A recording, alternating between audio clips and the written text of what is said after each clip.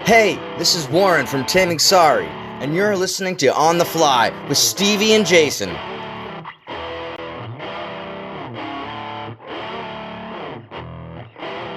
You are listening to On the Fly.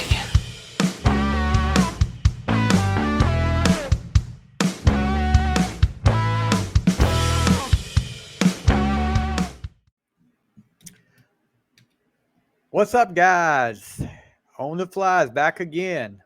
Of course, Stevie Fly right here. And with me, as always, my partner in crime, the Worden. What's up, buddy? How much, man? How you been? It's been a week. It's been a week. Yeah. You know, I did a for those of you, if you didn't see it this afternoon, what does it say right here? Hold on. There we go. If you didn't see it this afternoon, I did a live video, and we, I had some stuff going on last weekend that kept us from putting out the video, last week's episode on time. But it is out now, YouTube, and any of your Apple Podcasts, Spotify, whatever. Back when Dallas was a good team. Yeah, we not recorded so much, not so much now. When Dallas was undefeated. Well, they weren't undefeated, but they were a good team, and they didn't have shitty ownership. Yeah, we did our episode on North Dallas 40 last week. Maybe we jinxed Dallas. No, they do it to themselves. They. But opening weekend of the NFL last week, and man, what a crazy weekend! Dallas loses, of course, to Tampa. The only team that didn't score a touchdown. Yep, and the only team offense, and the only team in the NFC least not to win. Even the Commanders won. Yeah.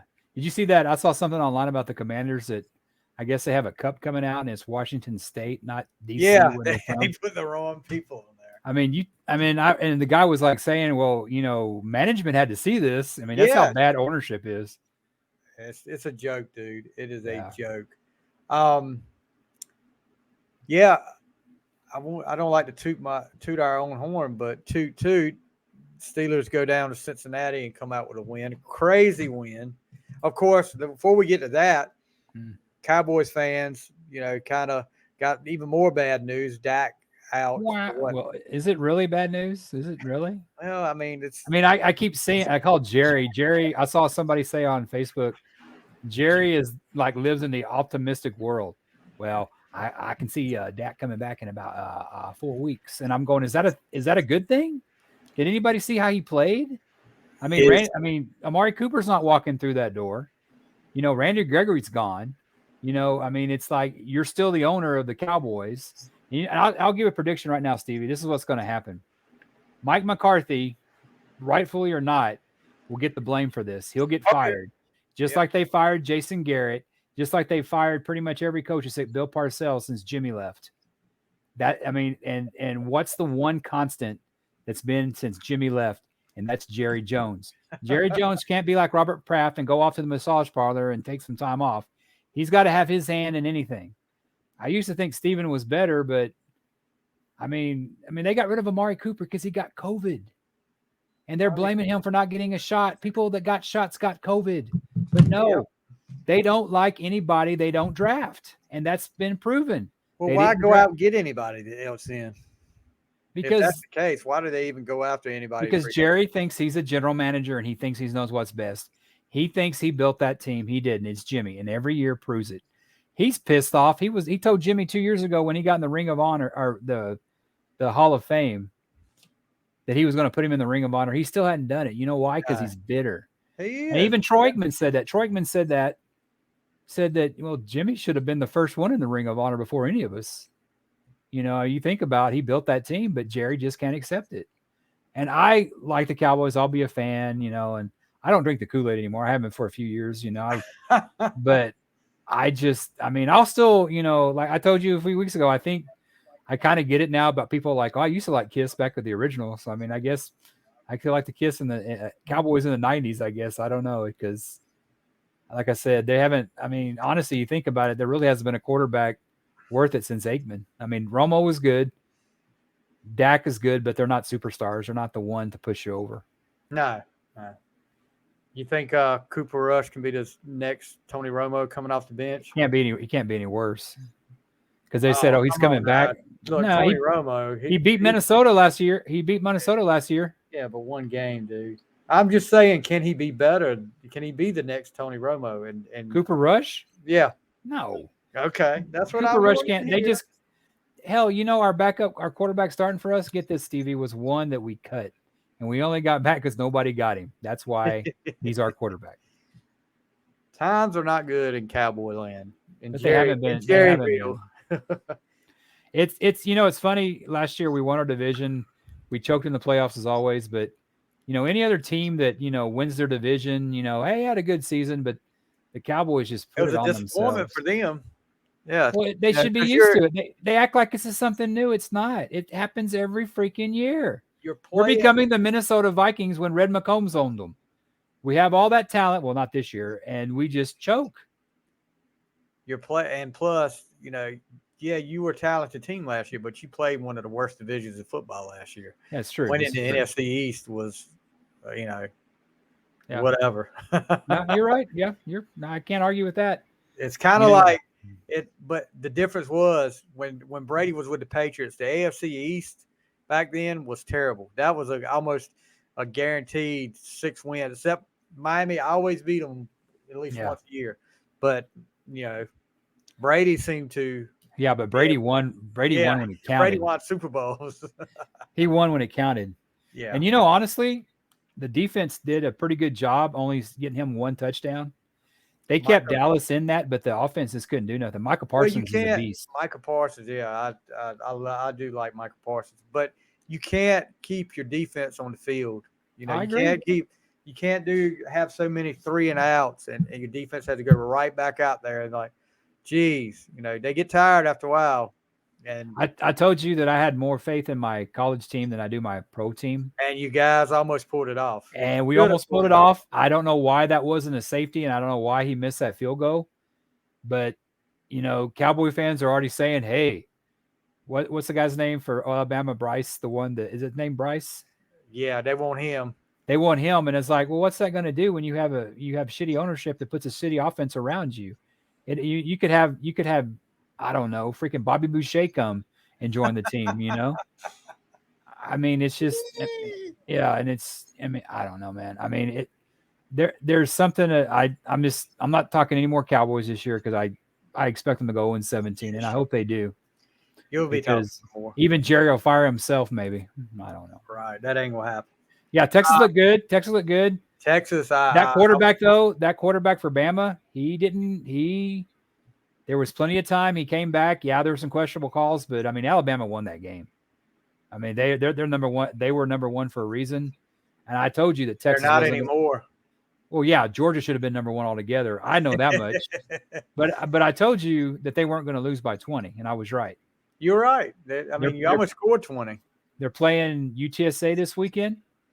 And I heard a couple. Game? Yeah, and it's a trap game because I heard a couple guys. Texas taking this seriously because they even said it last year. UTSA was the best team in Texas. That includes the Cowboys and the Texans.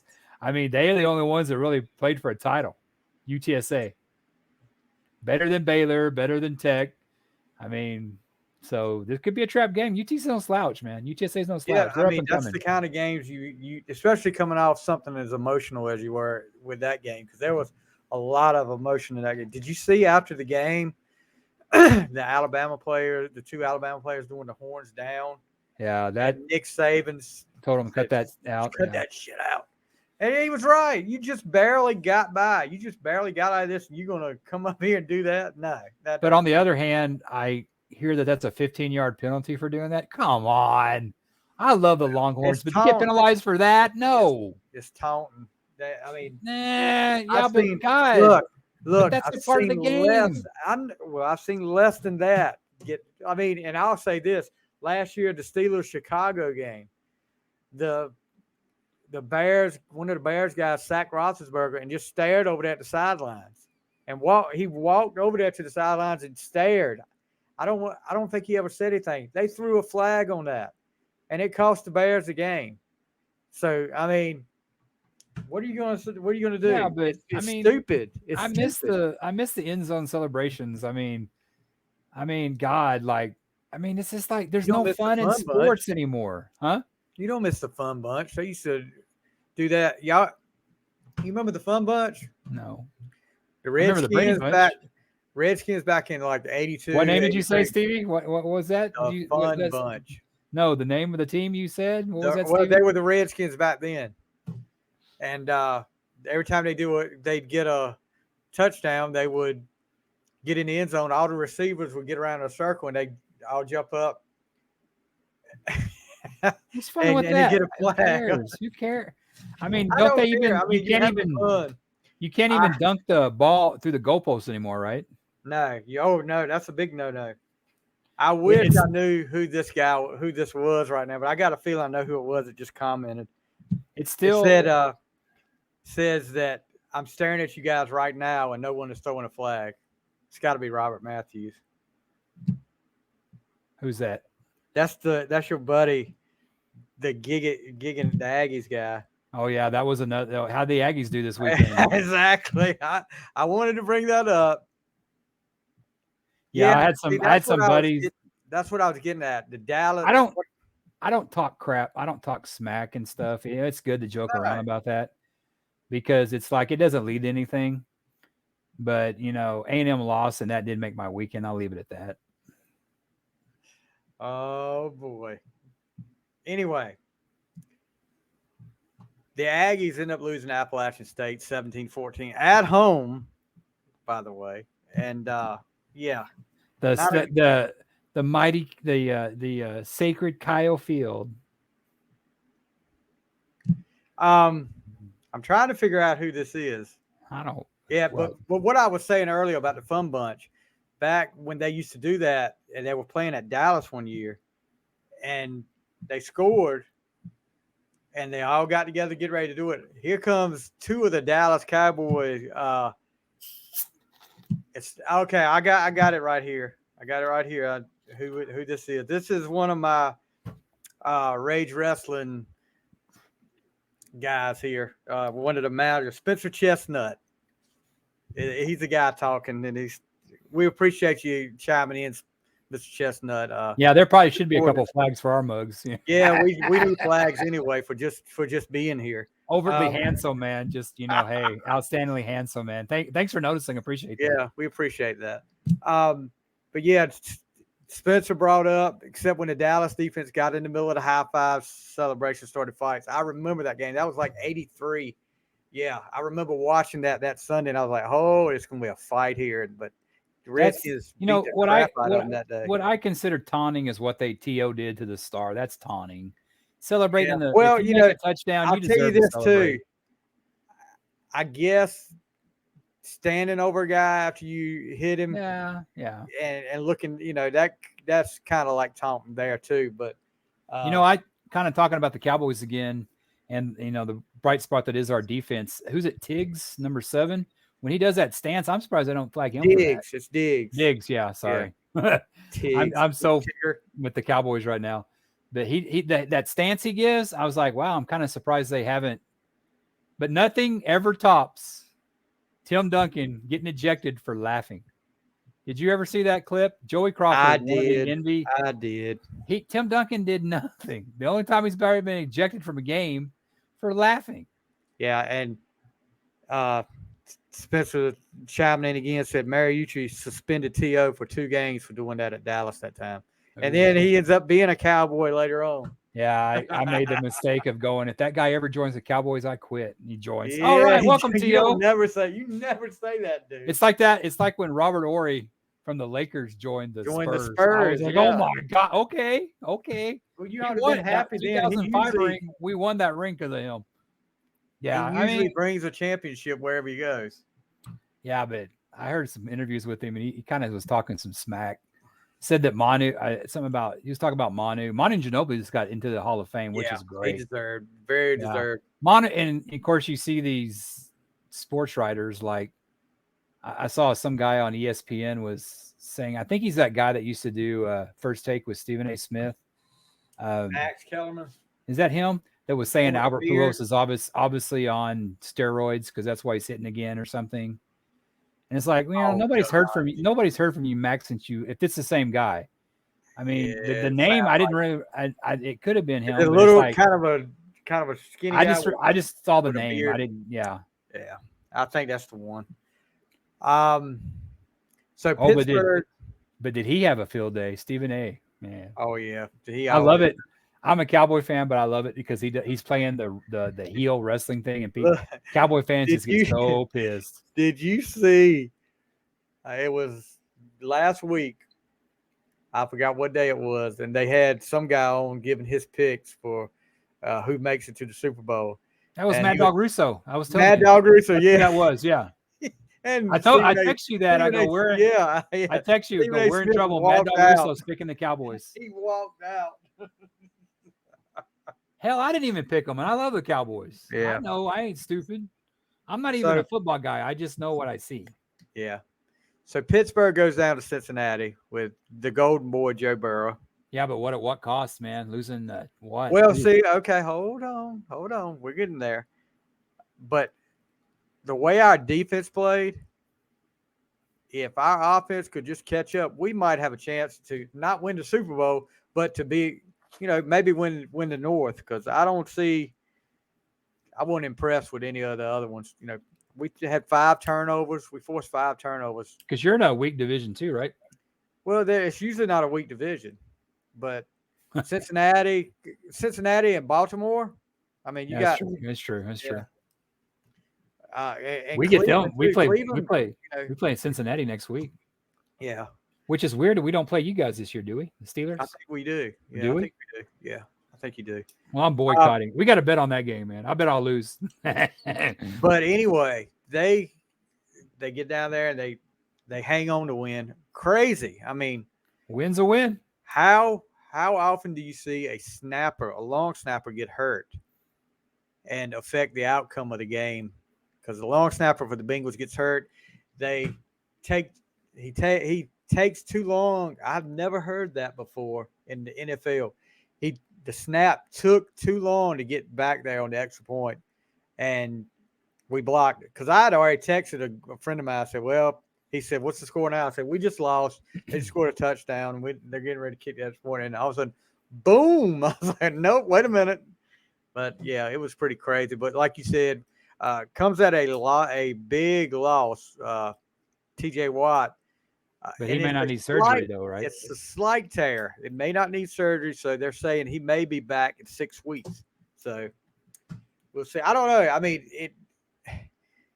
do you want him? It just depends on how the year goes, I guess. Do you want him to come back and take that chance of messing up even more? I mean, I don't know if Isn't that what happened? I'm not a doctor. I don't know if you can mess it up more than what it is already. If it's slightly tore, I'd rather it heal and not be, Isn't that the same thing happened to Cody Rhodes? Yeah. Oh, yeah. Triple H. Cody Rhodes went and wrestled. What the hell, TJ? Just kidding. Yeah. I mean, Cody, did you see that bruise? Yeah. Yeah, he wrestled. He still wrestled. Triple H had it. Triple H had it years ago, too. And, I mean, he's had the same thing hell, Triple H tore his quad and he still finished. I mean, he tried to. He could. They call wrestling fake, but, man, that's still. Dude, if Spencer, if you're still listening, you tell I'm sure you've seen some mighty gruesome ones before, and it'll prove that it's not fake. Whatever you say. I think the one thing that really I felt bad for were the Titans to get up there and to get that field goal, and it's just like, what happened? I go, that's just the old Oilers luck, man. That's just the Houston Oilers were cursed, and the Tennessee Titans still have it with them. They've carried it with them, man. Hey, we have got a bona fide celebrity in the chat room now, and hopefully, once we get back around that way to him, he's going to be a guest on the show. Troy Froman, who is better known as people my age, Ox from Saved by the Bell. He says hello. Cool. He's saying hello in the chat room. Hello, Troy. We're going to definitely get back with you if you're still willing to be a guest on the show. I hope you still are. It's just been a lot going on here lately. I want to get you back on the show if you're still willing. So you just is he the guy that I was watching at one time and he was talking to Mr. Belding and he said something about he got the name wrong, and he may not remember this, but he didn't say we're gonna flunk. He said we're gonna flink or something like that. It was like some line. Yes. We're gonna flink. Wasn't that you, Yeah. Troy? Wasn't that Yeah. you, Troy? We were going to flink. Yeah, I remember that was so funny. And he was also the guy that said when they were doing the episode where the girls and the guys had to compete to get the whatever that inheritance that the guy left to the school, and they were talking about he's the guy that invented elastic waistbands, and he was like, "What a great guy." Troy, yeah, he's saying yeah to all this stuff. So it's amazing, and Troy should feel good about it because we remembered all that. But it's amazing how me and Worden can remember stuff like that, and can't remember what we were supposed to do yesterday. Okay, we got Troy tonight. Tonight we're just doing our random stuff right now, like what we've seen during the week. But tonight, Troy, we will be doing our top 10 favorite Tesla songs. I don't know if you remember the group Tesla. So you chime in and let us know. If you do know any Tesla, let us know. Okay, I got a question for you, Stevie. Yes. Is it Jesse, Kelly, or Lisa? Which one? No. Hey, before I get to answer that question, we have to put this on the calendar. And we may bring Troy in for this too. And we have to watch Amityville Uprising. We have to find it. Troy is in that movie. So okay, cool. We have to watch that. That is on our to-do list. And as your next question, there is no competition here. And Troy may think different too because he worked with him. But it's Kelly. No contest. And we have to watch The Stalker too. That's another movie he's in. I don't know, brother. I mean, I like Kelly. I loved her. I loved her in when she went to 90210. But and she's still smoking. But man, I tell you, I had a thing for Lisa. Oh, really? I mean, yeah. I always thought she was so hot, and I liked all. Don't get me wrong, I liked all three of them. But Lisa always had a thing for Lisa because she was on one of my soap operas, Bold and the Beautiful, she's on for a Bold while. and Beautiful. Yeah. I just always thought she was just so pretty. So Troy's saying Stalker 2 is coming out, so we have to watch Stalker, and then Stalker 2 will be coming out soon. We'll definitely check those out. Troy, you were there on Saved by the Bell on the set.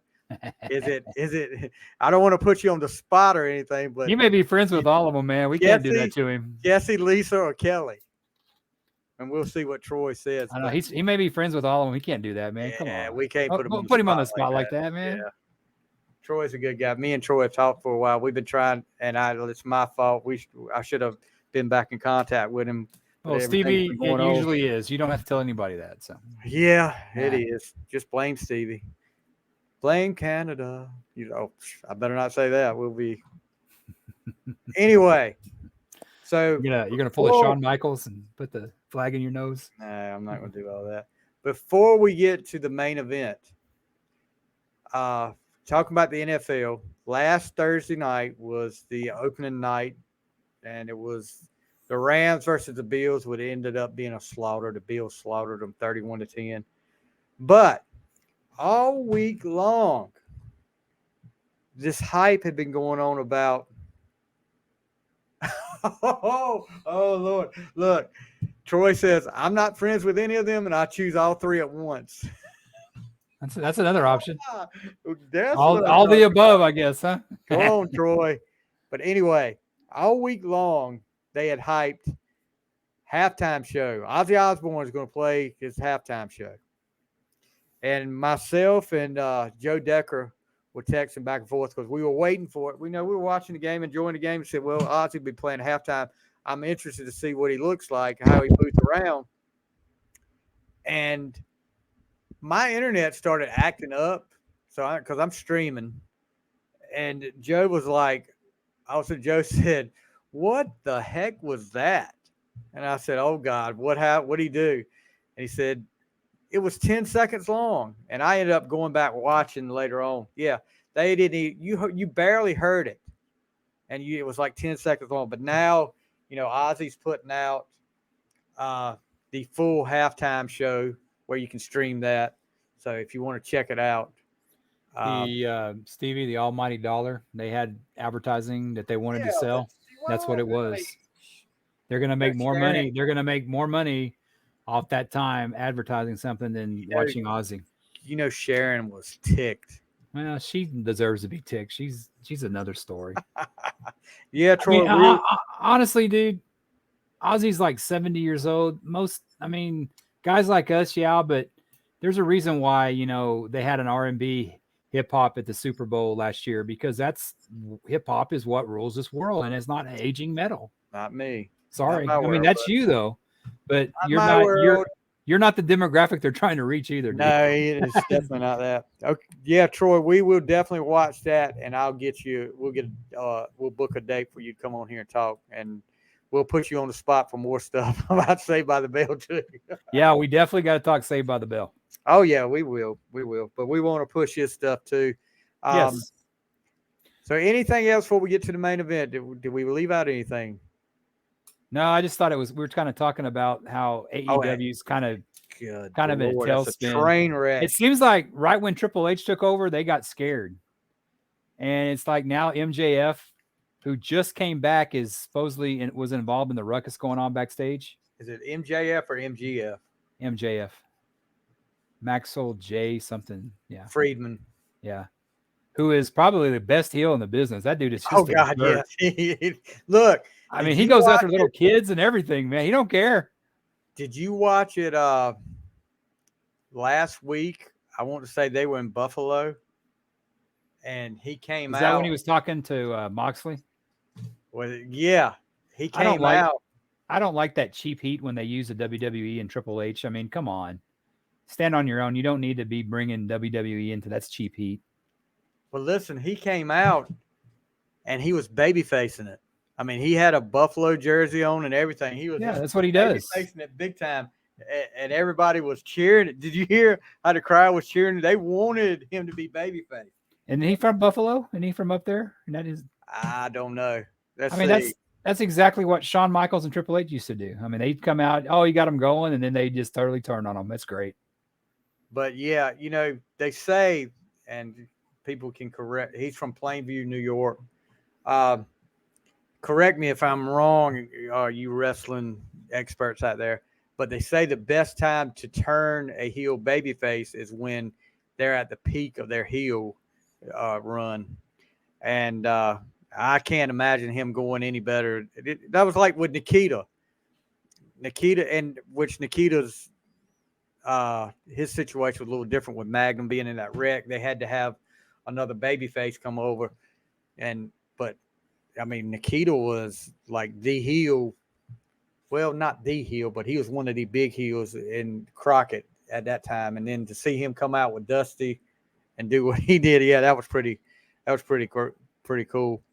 But yeah, he's definitely the best heel in the business right now. I disagree with you on turning him babyface. If that's what you're suggesting. I mean, that's what I'm not suggesting they do. They it, did. They say, I'm just saying, they say that's the best time to turn one. Look at The Rock.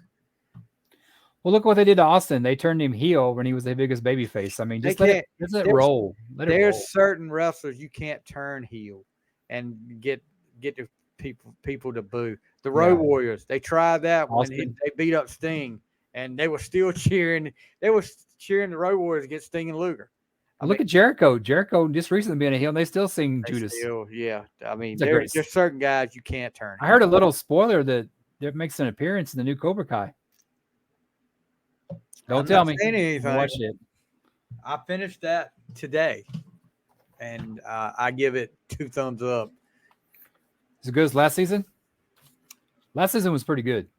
I think it's better. Really? Yeah, I think it's better than last season. To me, it was, but that's no kids going over the railings getting paralyzed again. No, that was tough, man. There's some stuff goes on though, but I remember that was hard to watch, man. When he went over the edge like that. Ooh. Yeah, nobody goes over. Nobody gets paralyzed or anything like that. But yeah, there's some stuff that goes on. Yeah, I'll leave it at that. But we'll have to talk about that later on after you've watched it. So let me pull up my fire up the computer. Tonight's main event is Tesla top 10. And the reason we picked today to do this, Worden hopefully is going to see Tesla in concert tomorrow night. Where are you going to see him at? This place called the Aztec. It's an old theater. It used to be a movie theater back in the day. I saw Sammy Hagar there back in December. It's a cool little place. A lot of Right. Sebastian Bach's played there. It's a good mid-sized theater. But we just saw last night Tesla comes out. That's the first I saw it. You text me that, and I'm like, what? Then I went and looked, and Yeah, I've been watching it all day, and I'm kind of lost. I don't know if it's a good thing or a bad thing that there's no updates. I mean, are they just waiting, or they've got to be just waiting to see how everything. Of course, their lead singer Jeff Keith has been told by doctors to rest his voice. They can't. Did they postpone a show in Lubbock? Is that what it was? yeah, they're supposed to play. They supposed to play Lubbock last night, and they didn't put it on Facebook till like about 19 after 7 p.m. and I think the doors open at 8. Yeah. So it's like, I mean, I live about 30 miles away from downtown. I don't want to like be all the way. Oh, we're not having it, by the way. I mean, I saw Frank Hanna. Is it Frank Hannon or Frank Hannon? Frank Hannon. Yeah. I guess he's still in the band with Brian Wheat. That's the Brian three original Wheat, members. And he said that they were on standby, and that was like about 6 or 7 hours ago. I haven't seen anything since then. They're not supposed to play anywhere tonight, are they? No, tonight's an off night. Okay. So maybe we'll keep our fingers crossed that, just maybe one night's all he needed to recuperate. But yeah, how old is Jeff Keith now? I wonder. Is he got to be in his 60s? He's got to be in his 60s. Because he was already kind of old back in the day. I remember the guy from Tesla's like 33. We'll never have Tesla on now. He was kind of old back in the day. Gee. No, I'm just saying for that time, it's kind of like they were older. Who's calling him the Crypt Keeper? No, I don't do that. I'm just saying, like they weren't as young. He wasn't as young in the 80s. Oh, I know. It's kind of like, Kiss was like in their 30s, and in the 80s. Yep. That's all I'm trying to say. I love Tesla. Yeah, well, I love Tesla too. You ever seen them live? Yes, I saw them. They opened up for Poison on the Open Up and Say Ah tour. Wow, that long ago. This was when Great Radio Controversy, they were touring for that. And this was before Love Song had been released as a single. I remember they played it that night. And we'll talk about how we got into Tesla. But they played it that night, and I was like, that's a freaking hit right there. No doubt about it. Yeah, it's a good song. Actually, I have my radio, my alarm comes on, and I just have it shuffled to Apple Music, and Love Song actually came on this morning. Oh, what a sign. Like, wow. But, what a sign. What a sign. Oh, hey. That's a sign. It was like I was in paradise. Who knows? You don't have to worry about it because long-haired, freaky people need not apply, so you're good. Yeah, it's just heaven's trail, brother. There's no way out. You got to make some changes today. It's just what you give, dude. It's getting better, though. Just get on to the show. So, how we got into Tesla, and I'll let you go first. What's your first memory of Tesla? Oh, my first memory of Tesla, God. It was Great Radio Controversy. And I remember that I was really getting kind of into hard rock and stuff. And, of course, Motley was my favorite band at the time. And I remember hearing Hang Tough. Or is it Hang Tough? Yeah, Hang Tough. Hearing the bass and stuff. And thinking, hearing it, it's like, man, is that Motley Crue? Because I didn't know. I was a dumb kid, and it's like, no, it's not Motley Crue because that guy can sing. No, just kidding. Oh. No, but it was like, oh, no. And I was like, no, it's not. The music, I was like, is this Motley, and Hang Tough. And then what happened is that I bought Great Radio Controversy. That was my first album. And what really intrigued me was the story of Nikola Tesla. And my buddy told me, well, and I was like, who the hell is Nikola Tesla? I was already in high school. I mean, none of us ever really learned who he was, which is highlighted in some of their songs. But I got to really get into history because I love history. And so that was kind of my deal with the band. Had to be Great Radio Controversy. I got that one, and I remember then The Way It Is, and then Love Song came out. Mm-hmm. So, and then Love Song like really took off. It was a big hit. Plus, my buddy, when I had hair, always told me I looked like Brian Wheat because I had kind of I guess, chunky and a mullet. Well, he still got his hair. I don't. So, I tell you what, he's probably my favorite member of Tesla. Also had the drummer had the haircut with the mullet with the short Troy cut. Yeah. I guess. Yeah, I had that too. Yeah. So yeah, we all had that back then. Yeah, but Tesla, there's a girl involved and stuff. So it was her favorite band, and we went and saw them. Last time I saw them was in like 93. They were headlining and Firehouse opened.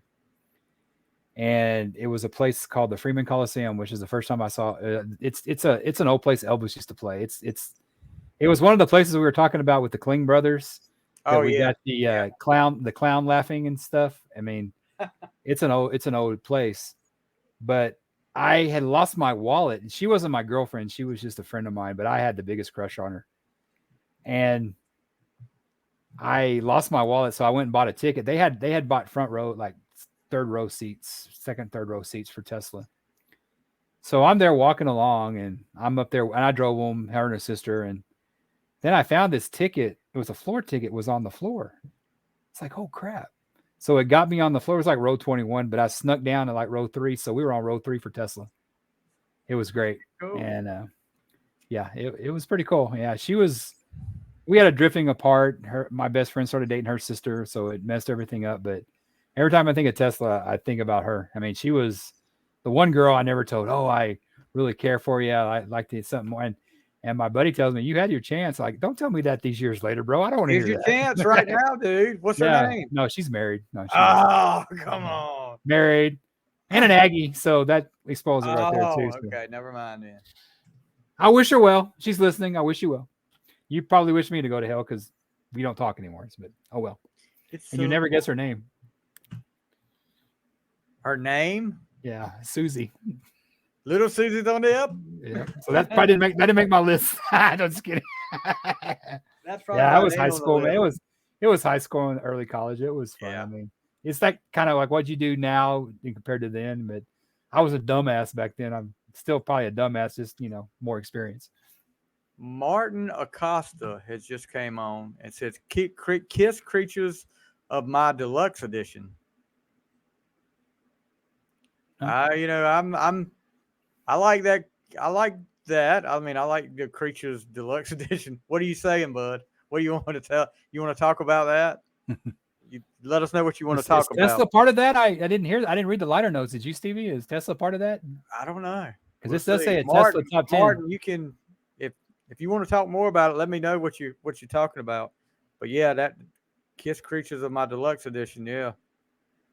Do you maybe got it already, dude? Maybe Kiss Online is already shipping out. No, he must not have some big time connections if he's already got it. How I got into Tesla, and this will a lot of the reason I got into bands. Some of these bands that like in the late 80s. A friend of mine, it was an older guy, he was about 3 years older than me in high school, and we were playing baseball together. When we take the bus trips, he always had his cassettes and was playing stuff. And he started playing Mechanical Resonance. And I'd never heard Tesla, never heard of them or anything like that. And it was different, it didn't sound like anything else to me, with Keith's voice. And some of the way they played, it didn't sound like anything like Kiss or Poison or anything that was out at that time. So, you really think so? No, they sounded totally different. They don't fit the hair band standard because they're not talking about all the time like partying and girls. I see more of that in Mechanical Resonance when it came out, more of that. But like when Great Radio Controversy, that didn't sound anything like the stuff going on. Mechanical Resonance, I can kind of see it being lumped with their bands. I mean, they did. It was different to me. And I remember because that guy's class song that year they played at graduation was Changes. And I remember hearing that. I was like, holy crap, this is pretty great. And I don't know about you, how you feel about it, but what was it?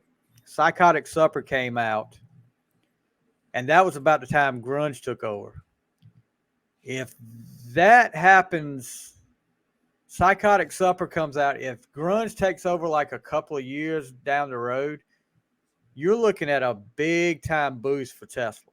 I think Psychotic Supper is a great album. They still played. I mean, they played those videos a lot. Yeah, but I'm saying, talking about they would have moved up the ladder a little bit. Yeah, I believe they would have moved up the ladder after that because they were on a roll after I don't know. controversy. I don't know. Yeah, I don't know because weren't they kind of talking about that on Shout Out Loud about how some of those bands didn't make it because they didn't have the pretty front man? Yeah, but they were making it without it. Yeah, but I mean, I don't know. What are you saying? What are you? Here we go. Here we go. I don't know if they would have. I don't. Again. No, they're not that. That's not their deal. Well, I mean, I don't see them being any bigger than they were. That's just my opinion. I think they were headed. Well, look at Dokken. Everybody said if Dokken would have stayed together, they would have moved to the next level. I mean, you telling me Don Dokken is like the Lynch Mob was better than Dokken? No. Yes. Dokken was that first Lynch Mob album is almost better than anything Dokken ever did. That's me. That's my opinion. That's how I feel, Steve. Let me write this down on the list too. Right there with Torpedo Girl. Oh my! You don't like the first Lynch Mob album? It's great, dude. I didn't say that, but I mean the production alone, and a lot of Dokken stuff is so weak sounding. It's just you can't tell me that first Lynch Mob. Lonnie Logan's a better singer than Don Dokken. Now, I mean, you can't. Then too, Stevie. You can't tell me. I just was never. I was never a Dokken. I was never a Dokken fan. I was more of a Lynch Mob fan. Those first two albums with Lonnie Logan and that other guy. Who did he sing for Warrant now? Who? Doesn't that guy that sang on the second Warrant? The second Lynch Mob album. He sings for Warrant now. I don't know. I'm just. You don't know what you're talking about. So move on. I'm just. Dokken wasn't great. There's no way. Dokken wasn't that great. That's your opinion. You're entitled to it. I know. Gonna give it to you. I know. That's my opinion. All right, so let's move on. Torpedo Girl. Whew. Let's go. No, we're going to put that on your headphones, Stevie. Torpedo Girl was here. Huh? Nothing.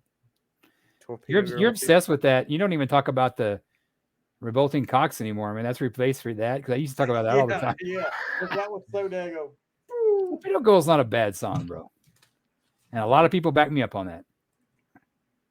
Okay. Kiss is awesome. That's right, Martin. You're right. Kiss is awesome. No doubt about it. We're big time Kiss fans here. I am I don't know. I'm a Ace Frehley fan too, and that tells you something right there that I don't like Torpedo Girl. Thanks, Stevie. Go swim down in the bay. Your boy did it, man. I don't know. But he doesn't have that many good songs to where I had to come up with that one. That's why. I could say that, but I don't. There was one you forgot about. I remind you of. You said you would have took Torpedo Girl off. Yeah, but you get too upset when I mention that title. What? Because you're your buddy. What? Oh yeah. I'm just jazzing you. Yeah, I would have. Right. Yeah, I picked the wrong song. I know what you're saying. All right, so Tesla, American rock band from Sacramento, California. Originally, they're not from Alabama. No. Inside joke. You remember that? Yes, I remember. Okay. Originally formed by Brian Wheat and Frank Hannon. They were called City Kid at first, and then evolved into Tesla. 84, Jeff Keith, Tommy, and I can never say his name right. Skate, and Troy Lucetta joined the band, and that was the classic lineup. And they come out with their debut album, Mechanical Resonance, in 86, which got Modern Day Cowboy and their cover of Little Susie. Do you know that Little Susie was a cover song? I didn't know that till it's funny. I think it was like the early 90s or something. I never knew they had a video for it. And then I found out it was a cover. It's like, oh crap, I didn't know that. I mean, this years ago, but yeah, I've known for a while. Yeah. And then, which I think is their best album, Great Radio Controversy. I agree with you. So many great songs. You're gonna see on my list why I love Great Radio Controversy. And then 5-man acoustical jam. You know, everybody was doing unplugged, and this kind of really set it off here. They do their version of the 5-man electrical band. I got a question. I got a question for you. The acoustic, didn't they kind of give them credit for kind of starting the acoustic thing, or was I mistaken? Yeah, it's kind of, yeah. But they also say that high popularity of the MTU Unplugged. Okay. They also okay. I got you. Because I was like saying that they always say that Bon Jovi started it with him and Sam Bora doing that was just a one. You know, and speaking about that unplugged stuff, there's like a lot of good stuff they never released. Like they didn't release the Great White. I don't think they ever released the Aerosmith one. I mean, those are, I see them on YouTube, but man, those should have been albums they released. Those are some good stuff. I don't know why they didn't release some of the stuff, but anyway. Because when they did Babe, I'm Gonna Leave You, God, that was awesome. But it's like everybody had an acoustic guitar. Everybody, and I remember one time I knew that it had gone too far. I was in senior high school. I was watching MTV, and Janie Lane, not Warrant, Janie Lane was doing a version of I Saw Red, just him and the guitar. They did. That was brutal. They did a album that was like all acoustic versions of, you know, hit songs like that, like I Saw Red, and I forget, Winger did Miles Away, and they did some other stuff that was I think what Janie was doing, it was just raw, because it's like, I mean, it was bad, dude. And I like Warrant. I like that. That's probably my favorite Warrant song, but I mean, it was pretty bad. I mean, that's probably what cured hair metal. It wasn't Nirvana. It was that version of I Saw Red. Woo. So top 10 favorite.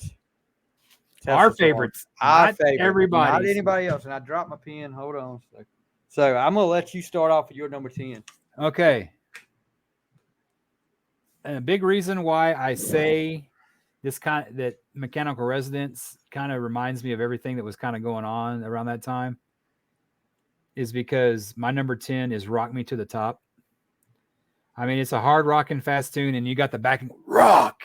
I mean, a lot of that crap was going on back then. That's, you know, the gang vocals or whatever. That's kind of where I'm coming from, that it kind of reminds me that it's a little bit, I think Great Rattle Controversy was very different than anything else came out in 88, probably with rock wise. And so Rock Me to the Top, hard rock and fast song. I love it. It seems like this song was like maybe something they came up with like very early in their career, like probably when they started the band, because it's not as mature, I guess, lyric wise, I guess, kind of as their later stuff.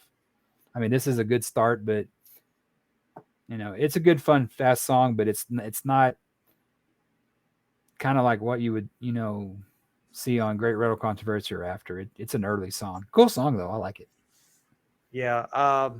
You're going to find out that when we're talking about a lot of these songs, Frank Hannon is one underrated guitar player that doesn't get talked about a lot. I think this is something we should do. We'll talk about this later on. I think me, you, and Joe Decker should do a top 10 favorite guitarists.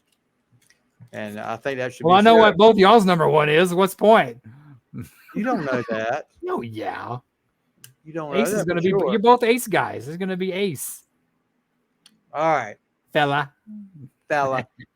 And one of the cool things that I found out about Tesla that really, really struck me about them back in the day, all the intros to the songs. There's so many different intros that they do. They do acoustic, like Love Song. But the opening riffs, my number 10 song, Lady Luck. And then all of a sudden it kicks in and it's really heavy. This was off Great Radio Controversy. This is probably the heaviest song on Great Radio Controversy. But I remember hearing it. I think it's song number 2 on the album. I remember when I listened to it for the first time, I was like, it's number 2. You want me to pull it up right now, big boy? I think it's number 3. Number 1 is Hang Tough. Number 2 is Lady Luck. Number Okay, 3 my is bad. Heaven's Trail, No Way I Out. thought Heaven's Trail was number 2. My bad. Yeah. That's close. You assumed, didn't you? Yeah. You know what happens when you assume? No. You make an ass out of you and me. Oh, like the song. You've never seen the Bad News Bears and Breaking Training. God, when I was like 6. Dolph, what's his name? Dolph Sweet, the guy that was playing the manager at first, the replacement manager for Butterworth, Buttermaker, whatever his name is.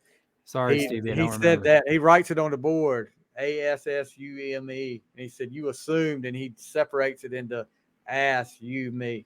So I use that sometimes when people. Seems like you really crack yourself up when you do. So I good do. for you. It's a good one. It's Okay. a good one. Give me a hand. So number 10 for me is Lady Luck. Like I Good said, tune. Lady Luck, Took a Walk when all I wanted was some company. Yeah, it's pretty cool lyrics. Frank Hannon does a great job. Tommy Scapes, whatever his name is. I'm gonna say Tommy because I don't want to butcher his name in case he's listening. I know he's listening. So, but yeah, Well, he's not playing with the band anymore, right? So yeah, he's got his own band. okay. Resist and Bite. So it's not in San Antonio. I know that. They're in San Antonio. I should go try to find them downtown. Hey, you want to be on a podcast? Yeah, you should have. What's wrong with you? I don't know. We ran out of budget for this month, Stevie. Yeah, so I'm kind of low on funds.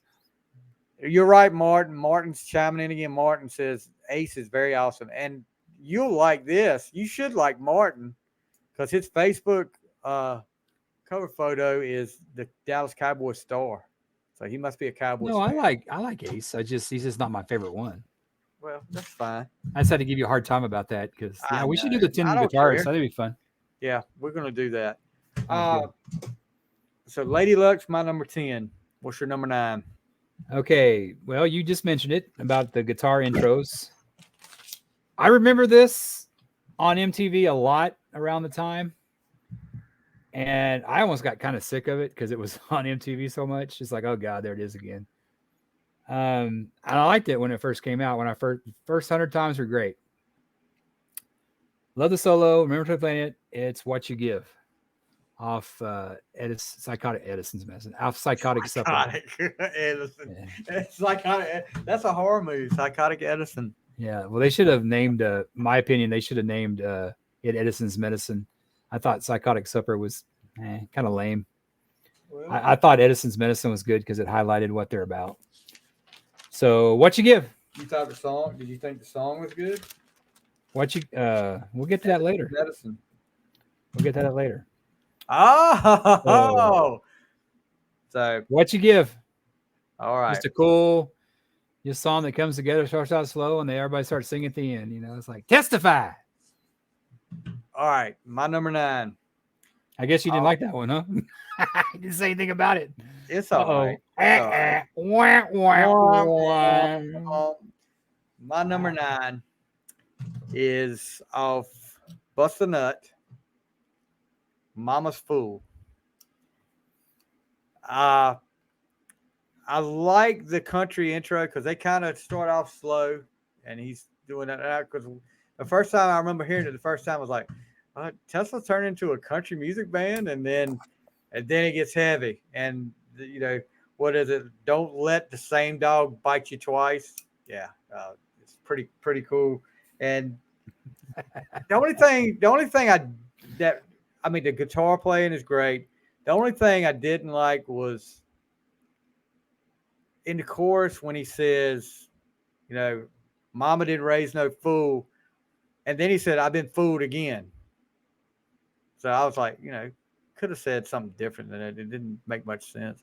Mama didn't raise no fool. I've been fooled again. So, but great song.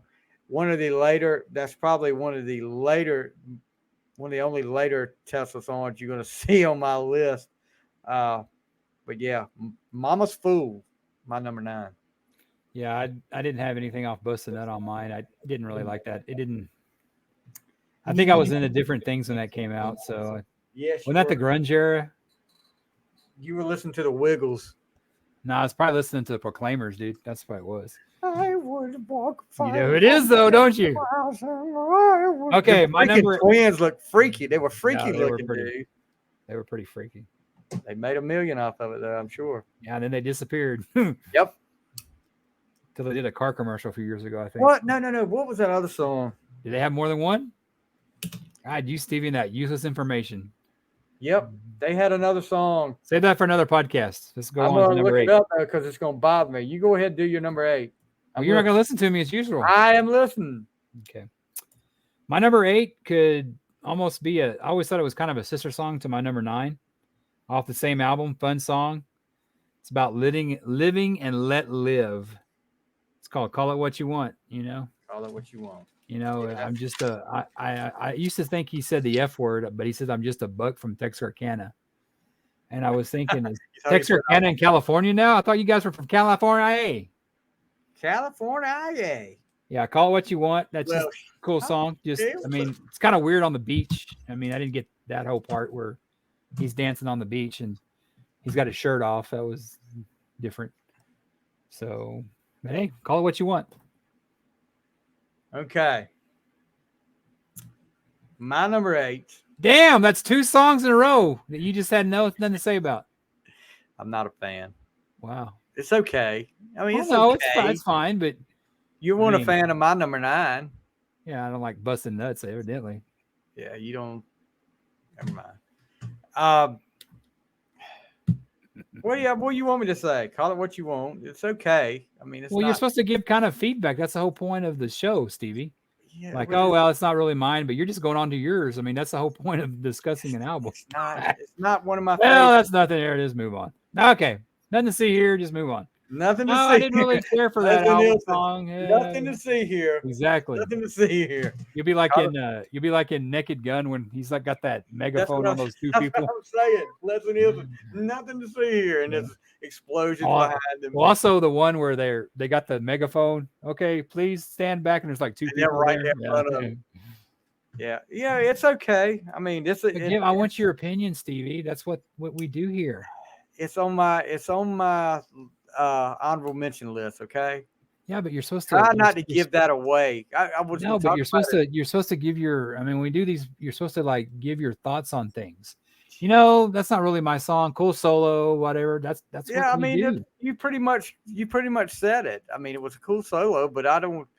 Okay, It didn't make my list. I'll put it that you way. want to mail it in? That's fine. Mail it in.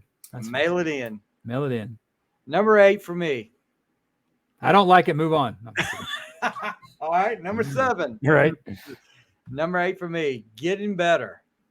Mechanical Resonance. And once again, they love doing these slow intros and then really kicking it in. You know, when he said, all this rain outside my window, and all of a sudden you're thinking, okay, this is going to be a ballad, and all of a sudden, and I mean, it gets better. Can you do that again, Stevie? How does that go again? Luckily, you won't have to see. Okay, Martin, I think you meant to put Paul Stanley's Soul Station, not South Station. So, Dude, you need to like focus on this one, dude. yeah. But anyway, yeah. Getting Better off Mechanical Resonance. I mean, it's not a heavy song, but I like I said, the solos. I don't know what else to say about it. The thing that really got me though, that really sucked me in, was the intro at first, and then the way it kicked into a faster song. Stevie, I love this song because when you're going to that teenage adolescence and yeah, you got a history test or something, you know, the next day, and like, okay, it's gonna get better, man. I mean, I always looked like, you know, I'm gonna get the test over with. I may fail, but at least I'll get it over with. Great song, great choice. Great choice. Number 7 for you. Love the bass intro. Talked about it being confused with Motley Crue for some reason. Hang Tough, and not the New Kids on the Block version. Well, that's Yes, hanging it tough, is. I guess. You were doing the new kids dance. Yeah, that's true. Hang tough, man. Tough, Bass Hang intro, great. I mean, and you said this is the first song on. Yeah, this is the lead off. Yeah, because I just usually stream now, so I lose track. Yeah. But yeah, You shuffle. great way to kick off an album. Yes. Like I Great said, message. like I said, the Great Radio Controversy is my favorite Tesla album, and this I can remember hearing this when I first put the cassette in, and I was like, "Wow!" There, and like you said, it was different. That was different, very different than anything that came out at that time, as far as the '80s rock bands were doing. But Oh yeah. yeah, great way to kick off an album, like you said. Hang Tough is one of my honorable mentions too. I guess this may be the sequel to Getting Better. I guess it didn't get better, so you got to hang tough now. You got to hang tough now, dude. It's not getting better, bro. You got to hang tough. Number 7 for me. It's off Psychotic Supper, not Psychotic Edison. It's Song and Emotion. Yes. Well, and I'll tell you the only drawback of this song, to me, the fact that it's 8 minutes and 28 seconds long. And what got me to listen to this, I remember when it was getting ready to come out, reading about, like I said, all the magazines you used to read back in the day. And there was a song they were going to do about Steve Clark, the late guitarist from Def Leppard. And that right there made you want to listen to it, just to listen to the lyrics and hear what they were talking about, because they had a really good relationship with him. They went on tour with Def Leppard when they're still pretty close. Yeah. Didn't Phil Cohen delete their just produced one of their albums recently? I don't know. He may have. Yeah, he did one of their albums, and it's really, you should listen to it because it's not Tesla, man. It's more Def Leppard. Which one is it? The latest one? It's the latest one, yeah. Okay. I think Phil Cohen, that's his name, Phil Cohen or Phil Collin? Colin. Yeah, it's their last one, but it's pretty poppy. Like the one song they're playing, I like here. What's the name of the album? Shock? Oh, I listened to Shock. I like Shock. It was really good. Yeah, you're right. It's different. Yeah, it's it was different. I didn't know he produced that though. Yeah, I believe it was him. Okay.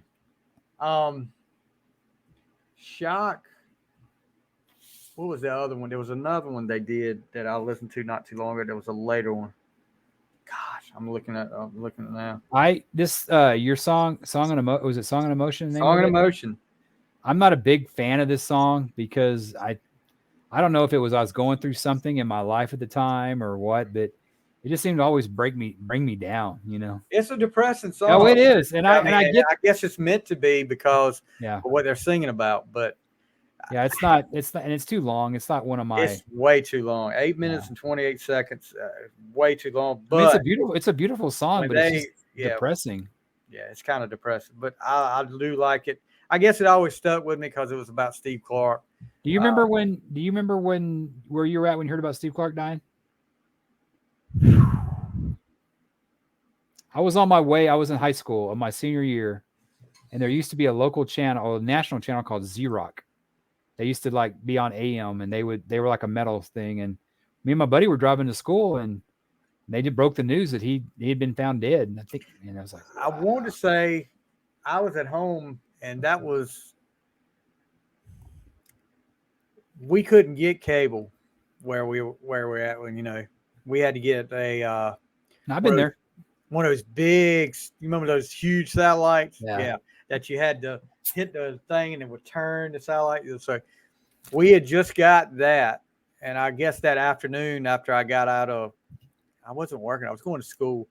And when I got out of there and flipped MTV on, that was, I guess they did the MTV News. And like they used to do Kurt Loder.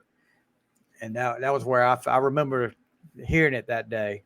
But it you didn't receive the news via carrier pigeon. People think we're old. Yeah. And because Def Leppard, I mean, they were huge. They were like, oh gosh, yeah, one of the biggest, if not the biggest. They were the biggest band back then. Because this came out before this was before the Black Album came out, so they were bigger than Metallica at the time. Yeah, they were. But he had been fighting his demons for a while and been in rehab. And it always gets me too when I hear Armageddon it.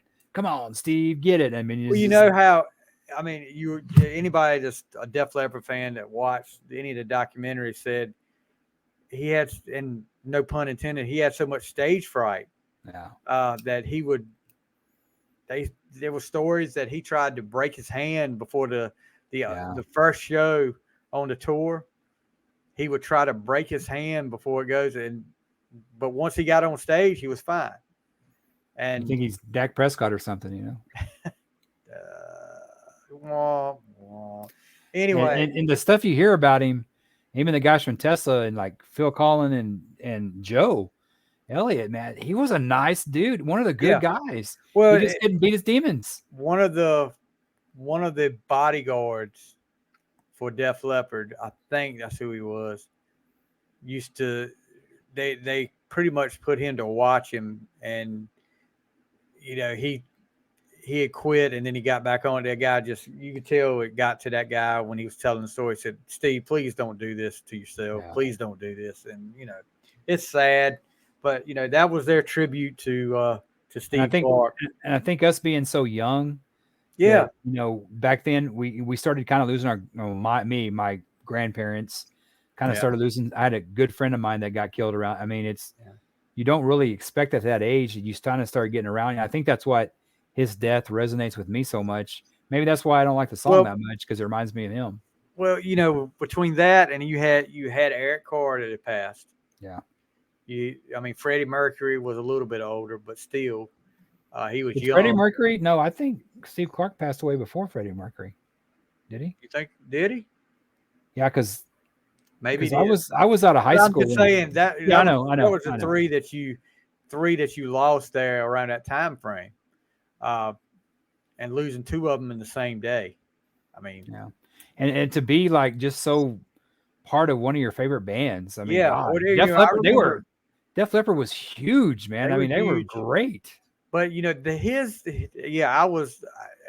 it upset me, but his one as big to me as Eric Carr's. When Eric Carr passed, same. Oh God, that really. Well, and not to get off and things, but what pissed me off is that you heard about Freddie Mercury, you expected that. Yeah.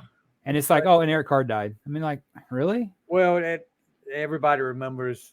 You know, MTV did have a. No, MTV broke in. That's how I was about to go to work, and I saw that Tabitha Soren. Rolling Stone was the one that didn't even acknowledge it, and you know, Kiss wrote that letter to him about it too, which I thought was a class move. That's another podcast, though. Yep, that's another podcast. The great Eric Carr. Rest in peace, man. Rest in peace, the Fox. Number 6 for you. Well, this is a repeat. This is the one I was talking about. It brings my mood up. Starts the slow and then kicks into action. Getting better. It kind of it just, you know, I love that whole slow thing, and and that used to be that was a lot, and a lot of music was like that. I think Tesla kind of, I don't know, a lot of bands did that too, you know. I mean, I don't know, just kind of like talking about Kiss and Eric Carr, Silver Spoon starts out kind of slow like that. And I just like songs that kind of start out slow and you know, kind of like when the first Metallica song I ever heard was Battery, because I got Master of Puppets, and you're like, oh, that's a pretty song. It's like, oh yeah. I mean, Metallica's a little bit heavier, but I like that slow start, and you know, getting better. I can't believe you got a repeat up here. Yeah, getting better. You're getting better at picking them, Stevie. You are getting better. Yes, sir. So, number 6 for me, another off great radio controversy. And this one is probably, it could be higher on the list. But Heaven's Trail, No Way Out. Another song. It was a lead single. It was first single from the album. So when that video comes out, it's played on Headbangers Ball. You hear that first start, dun, dun, dun, dun, dun, dun, dun, and then they go into it. And when Keith hits in, I'm always ready to kick Yes. I mean, it was. I remember when they played it in concert that Dude. night, and I mean that was because I think at the time that was the single that had come out. Because, like I said, Love Song hadn't come out yet. But yeah, just the guitar was work the- on that. What was the first single? Was it Hang Tough or this? No, this was Hang Tough. That wasn't a single. It wasn't? Okay. No, this was the first single. Hang Every Tough time I- was the first song on the album. Because back then you used to see a video, you'd figure it was a single, but that wasn't the way it was back then. Yeah, but this is one of their signature songs. You know, there's 4 of them, I guess. What you could say. Well, 3 of them. I bet you can't guess what the other 2 are. What are you talking about? The 3 signature songs of Tesla. Oh yeah, it's this one, Modern Day Cowboy, and Nope. well, let's not talk about. Let's talk about it later. Let's talk about a list. Talk about our list. Yeah, You Heaven's can do that again. Trail. Heaven's Trail is my number 6. Okay. My number 5 is what I just mentioned, Modern Day Cowboy. Is the song about the Cold War, I guess, good versus bad, USA versus USSR. Yeah, which, people listen to it now and like, we were enemies with Russia. Yeah, back in the day, there was this thing called the Cold War. Even up to the 80s, it happened. And this video's kind of strange. They look kind of. It is. They're kind of. I don't say they're glammed up, but they're a little bit different than what they normally Tesla look. looking. Yeah, they're not Tesla. It's like, hey, was this their first album or first single? Mr. Knowledge Man. So. I think that was the first one off that album. But see, when I talk about this song, Modern Day Cowboy, versus my number 10, Rock Me to the Top, Modern Day Cowboy is a good written song. You could tell it was probably done when they're more mature. Rock Me to the Top was like probably a teenage song they wrote. Well, that may have been wrote for. Yeah. When they had. I'm just saying, Modern Day Cowboy. I mean, that's such a great song. That well written, lyrics, everything. I think it's a great song. So, Modern Day Cowboy was the first single. Yeah, that was their debut single. That was their debut single. Yeah, then Little Susie and then Getting Better. They never officially released Changes. Wow. That's crazy. Anyway, so you're number 5. Well, my number 5 now. And this one is 5-man acoustical jam. Signs. This song started, I mean, everybody was playing this song when it came out. And you had to go get the album. The album is like great, really great. I mean, from top to bottom, there's some covers. There's some Paradise they've got a great version of Paradise up there. Love Songs, which is not one of my favorite versions of Love Song. But Signs, like we said, we were talking about the 5-man electrical band originally does this song, and now that's all you would hear. Like, oh, did you know that's a cover? They kind of changed it. They kind of changed some of the lyrics up, and then they did come back later on, like I think it was 2007, 2008, and did the original version without changing any of the lyrics up. And but yeah, they had some of the what was it? I made up my own, instead of a little sign, like they said, I made up my own fucking sign. So yeah, you'd always listen to that. Is that what is it gonna say it? Is it gonna say it? I can remember though, there was a guy that I graduated with that every time they would get to the part where he said long hair freaky people need not apply, because we all have mullets, and he was like, we're one of them. Like, look. He would sing it like I'm one of them or something like that. So we identified with that long hair freaky people. I said, I ain't no freak. I got long hair, but I ain't no freak. But I'm just messing. But yeah, that was one of my honorable mention, Signs. And yeah, Signs is my number 5. I could have sworn on a couple of radio songs I heard them say the F word. They may have slipped it in sometimes. Somebody was saying it's kind of hard to he does such a good job of singing it. You can't really tell sometimes. Yeah. So they may have slipped it in once or twice. Number 4 for you. Number 4 for me is a repeat. It is the theme song for Dallas Cowboys and Dak Prescott. It's a deep track with a backward guitar. Is pretty awesome. You Uh, had it earlier. Lady Luck took a walk. Yeah, she definitely did. And all I wanted was some company, man. Yeah. I think it's a cool song. It's one of my favorite songs. I remember when I first really kind of I heard this, that I really turned me onto this song.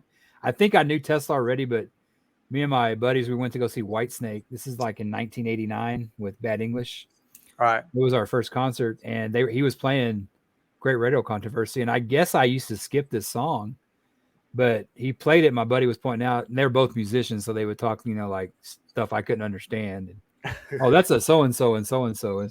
Now this sounds like a backward guitar to me, but I played that song, and I was like, oh crap, that's a great song. But I guess I always skipped over it before. But it's one of my favorites now. Yeah, Lady Luck. Obviously, it's number 4 for me. Number 4. So 2 repeats so far. Yes, sir. So number 4 for me. I'm a sucker for a ballad. You're just a sucker. I'm a sucker anyway. But Paradise. I remember hearing this. I was listening to Love Song over and over again. But then you get a little bit later on into it in Paradise, and I'm like, wow. The key, the piano's in it, and Jeff Keith's voice. A lot of people give him crap about his voice, but he's got such a distinctive voice. That is Tesla when Jeff Keith is singing. So it's just, he always reminded me, they don't sing like him, but it's like Steven Tyler. That's Steven Tyler. That's Jeff Keith. That's Jeff Keith. Yes. Yeah. And he can hit some notes that nobody can. And then when they get into it's slow the whole way. And when he gets to that part where he says, tonight I'm on my way back home to paradise. And then you hit a keyboard, the piano start playing a little bit faster, and they get going. And it's a great guitar solo to me. Just love this song. And the 5-man acoustical jam version it's right there with the studio version to me. But yeah, Paradise, my number 4. I can't believe they never released as a single. It is. I can't either. I mean, I know Love Song was good, but man, it may not. It's a different song, but man, I just can't believe they never. Released it off the 5-man electrical jam. I mean, great song. Could have been, yeah, great song. And I mean, the lyrics. If you listen to the lyrics, I guess at the time I was in between girlfriends or had a breakup, something like that. And Stevie, did you pour your heart out? Oh, come back to paradise. First time, that was what really got me to really listen to it. Hey, I'm not going to give you any crap about singing Tesla love songs over a chick. So I wasn't singing to her. It wasn't like I went. That's probably why she left you if you're singing to her, right? Wasn't like I went out there with a box and say anything or whatever. Yeah, I'm not John Cusack. Yeah. No, sir, you're not. No, sir, you're not. You're Stevie on the fly. Number 3. I'm on a slick trip. I'm always ready to smoke grass. You ever heard them say that? They did that live. So I was like, I think these boys like marijuana. Heaven's Trail. Maybe a little bit. Yeah. They did that live. I'm always ready to smoke grass. And I think that, I think they got in trouble for that. They for something, I don't know what it was, but that's back then. But yeah, Heaven's Trail. Love the intro. That slow start. So this isn't a one of their signature songs.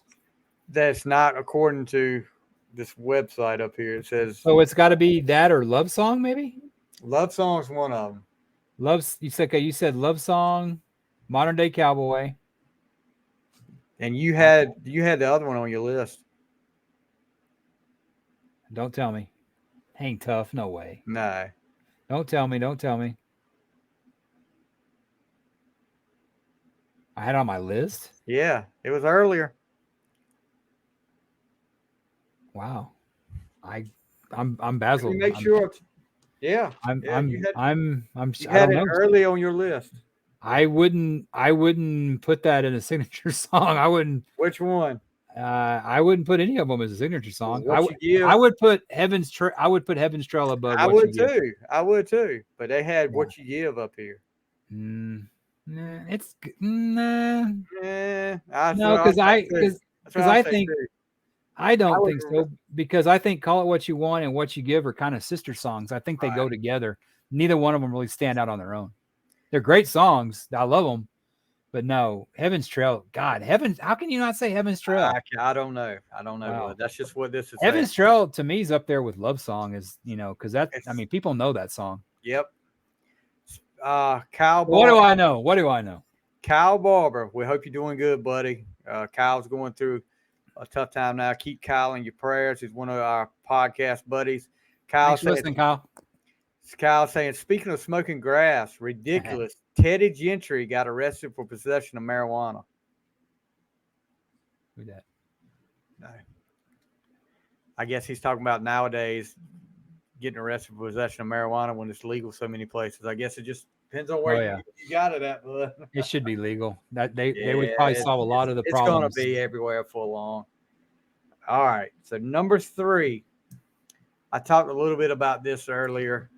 It's not on your list, I'm sure, but should have been a single off Mechanical Resonance, and the probably one of the first Tesla songs I heard, and I fell in love with it, and it's always been a go-to song for me. It is actually on their greatest hits album, and Changes. Yeah, I figured that. You mentioned that. Yeah, Changes. I mean, the intro is great, and I mean, I guess it's close to a ballad as they would have at the time, because Little Susie, I don't think you can consider that a ballad. Getting Better, I don't think you can consider that a ballad. But Changes was kind of a slow tempo song. And, but yeah. And I guess it's kind of sentimental to me too, because that was like the first Tesla song that what really got me started on them. And I'll have to throw a shout out to my buddy that got me on it, Harris Hollingsworth. You're responsible for a lot of the music I listen to, as far as that. So we have him to blame, huh? You have him to blame. So Kyle is saying the man is 70 years old and he's a legend. Who gives a crap if he has some weed? I mean, I'll go along with that. Willie Nelson, same way. Who gives a crap? As long as he's not hurting anybody else, whatever. He's not hurting himself either. Well, it's the sad part about it is, like, a lot of people do a lot more jail time for weed than they do for assault or robbery. I mean, it's ridiculous, man. It's just, it's ridiculous. So, down to the top 2. I don't know if you've had this on here, my number 2, but this song, I loved it when I first heard it. You were talking about intros going to songs. Mm-hmm.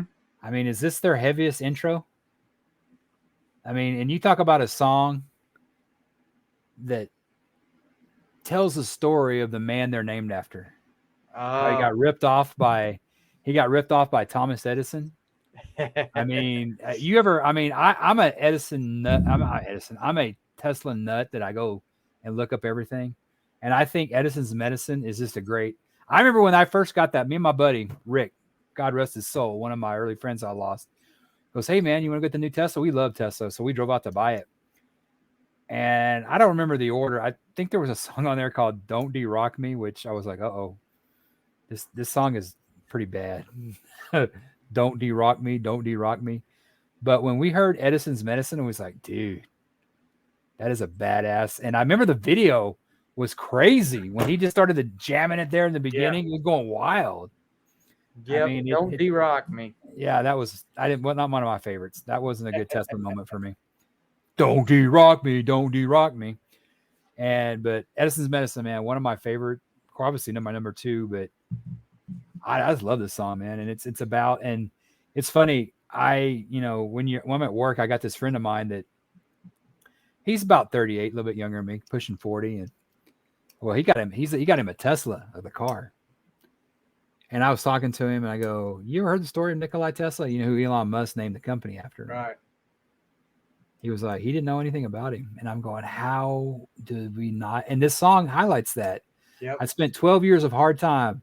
I'm not quoting it verbatim, but I never learned anything about the man and his wickedness. And what did they do to him? They used him, and he died penniless in the end. I mean, Yep. which is probably the best way to go. You can't take it with you, but that stuff that he came up with, I mean, there's still, I mean, the Tesla coil, we used a lot of that in our paranormal research. I mean, and it's sad because you hear Tesla now, and it's nobody. It's not about the inventor or the band. It's about the car. Yeah. Which, you know, I mean, Elon Musk obviously knows about a great inventor, and they made some movies about him. But you talk about a guy who was pretty much erased from history. This song pretty much proves it. Well, the only reason that I ever knew who he was because of the band. Yes, same here. Yeah. So I mean, I would ask my teachers about, Who is because I this had guy? I had some teachers that used to give me shit about. I would have like Metal Edge, and you sure you're not gay, Jay? I'm like, no. because you had Metal Edge. Metal Edge magazine. Remember Metal Edge magazine? Yes, they thought. Well, you yeah, were but gay they were all because- guys. I mean, that was the way it was back then. It's like, are you sure you don't? And I was like, hey, have you ever heard of Tesla? And they wouldn't talk about Tesla. Let me I had to tell you my this. teachers about Tesla. Let me tell you this. I would have freaking thought if you were reading about New Kids on the Block or something like that, I would have asked you then, are you Yeah, but gay? did you remember the 80s? It was like that. Yeah, but you had a lot of the still, people make fun of you because the band music we listened to. It may not have been a teacher. It could have been like a classmate. But freaking, it was. that's beyond. But that's the way it was back then, bro. You don't remember that? No, but I mean, I know what you're saying, but I've never ran into because I was reading Metal Edge magazine. Well, I got busted one time. Anybody thought I was gay? I got busted one time. I was reading a magazine in school, and I think it was Hit Parader, and then she opened up the book and it said Metal Studs. So I was kind of like, oh shit. So I mean, I don't know. I don't know. That's She kind still didn't. She didn't know anything about Tesla, but you know what? She made me register to vote since then. I voted ever since then. So thank you, Miss Holcomb. May you rest in peace, probably. anyway. Metal Studs, Stevie, on the next podcast. Metal Stud. Oh my gosh. Anyway, You never So got we're- crap for the bands you listened to? I did. I mean, I got crap for it, but it was never. Oh, you got a Metal Edge magazine? Are you gay? Yeah, you never heard that before? No, Texas may be a little bit different than evidently a Carolina. lot different. a lot of cowboys down I here, mean, man. That's kind of. I mean, it's kind of bad. It's offensive as hell, dude. Yeah, it's offensive that somebody would think just because you read a Metal Edge magazine that you were gay. I don't know. You see some of the pictures back then, dude. They were. I mean, you got to get past. That's I'm fine with it. I'm fine with it. if But- you had but- a. I mean, I would say but- like, okay, but you got a that's- Teen Beat magazine in there with you, okay? Well, Kiss was on that too, weren't they? Tiger Beat or whatever. Hold on, let's see, 17. Let's see if you read a 17 magazine, then I'd be one. I'm not Kip Winger, bro. That's I wasn't. Kind of wonder about you. Yeah, you're only 17, right? No, but a lot of those metal magazines were sold for chicks, dude. They were, and guys would buy them too. No, every Dude, I got down here in the South, dude. I mean, I remember you think about a lot of them. I mean, a lot of them look like Kiss did during Asylum. That's how guys looked back then. They were rock stars. I mean, you don't know what the rock star looks like. Quote Paul Stanley or Gene. Oh, they are. Are they a rock star or cleaning your pool? probably had never come around where I lived and. Oh, I did. I got a lot of that fixed my crap. hair up like they did. Like I couldn't go looking like Brett Michaels around here without people saying, "Oh yeah, something might be wrong with him." No, I got kind of that. Kind of. But accused reading of the that. magazine, Yeah.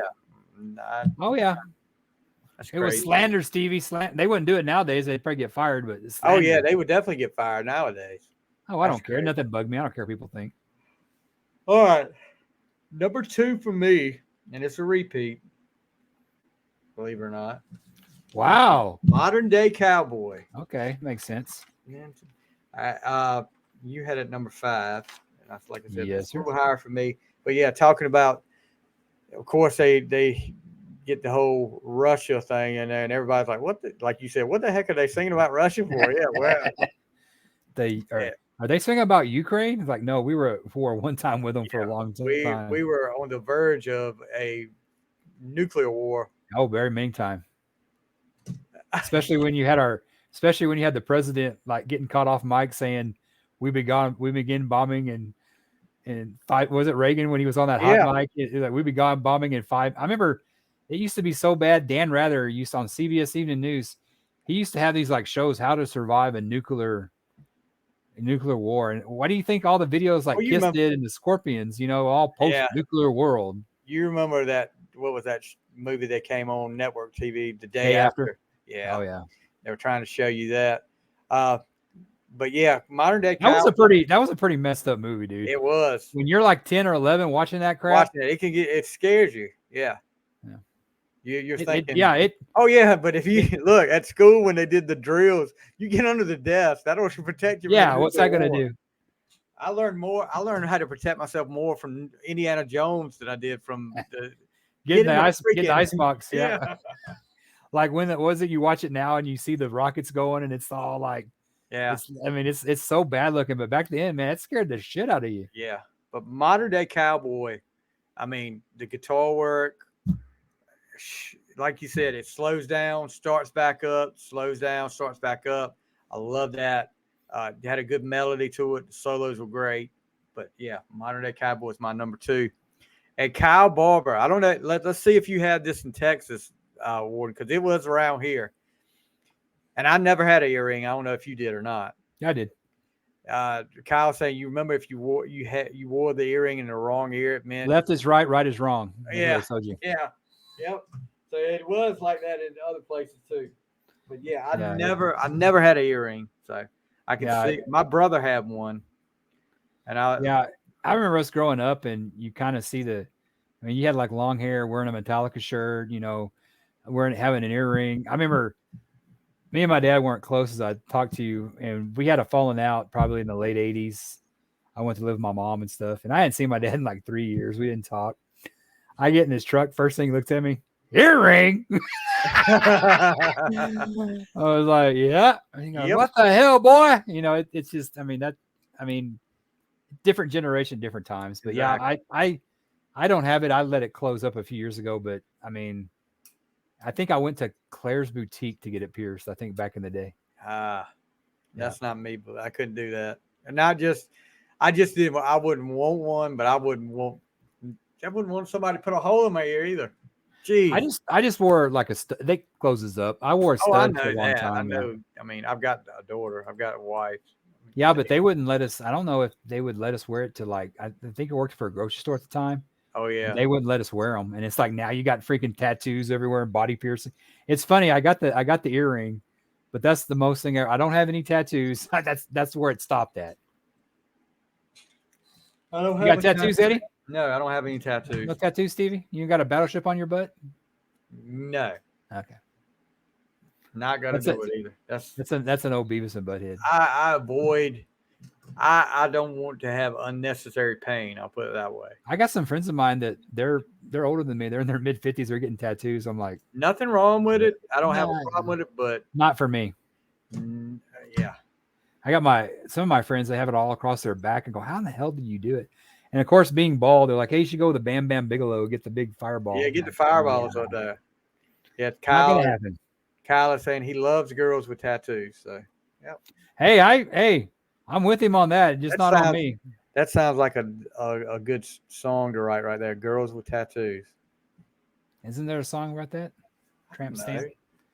Tramp stamp. I know. I'm just saying the name of the song should be "Girls with Tattoos." That's a song you can write, Stevie. What is tramp? Who sings Tramp Stamp? I don't know. That's what they call the back of the smaller back. I know what that is, but I thought you said there was a song called Tramp Stamp. There's a new tattoo that's by Motley. Tattoo. A rose tattoo. Van Halen did one about a tattoo. Tattoo was on Fantasy Island. The plane, boss. The plane. Tramp Stamp. I'm gonna look up on my Apple Music and see if Tramp Stamp is a song. Done by Not in my library. All right. Well, that's our ticket to fame, Stevie. 2 50-year-old guys about writing song tramp stamps. Texas Tattoo, Gibson Miller Band, 1993. It's Kyle Barber says. That's a Tattoo song. Yeah, they're playing, boss. They're playing. Anyway, you know that guy, what was that guy's name? Harvey something. Harvey. Harvey. I Paul forgot Harvey. what Who his name knows? was. I always thought, never mind. I'm not going to say that. Number one. And I think Number one. We discussed it. One of yours, a repeat. Should have been a single. Not so much the Great Radio Controversy version, but Paradise Live. I love this song, and I remember hearing Signs, getting this album, and thinking that Paradise. I mean, to me, the best song on the album. He just has so much emotion on it. Yeah. It's one of my favorite Tesla songs, and it's funny. It must have been a song that I really Great Radio Controversy really skipped over, kind of like Lady Luck. I was thinking that was on Mechanical Resonance. Like, no, it's on Great Radio Controversy. Mm-hmm. But yeah, Paradise Live is my number one. I think that should have been a single. What was your number two? Edison's Medicine. Okay, that's right. And I think that Edison's Medicine probably would have got it. Would have been my number one if Paradise wasn't so great. Like if there was never a live version on that album, Edison's Medicine would have been number one. It would have been. I think the live version does it for me.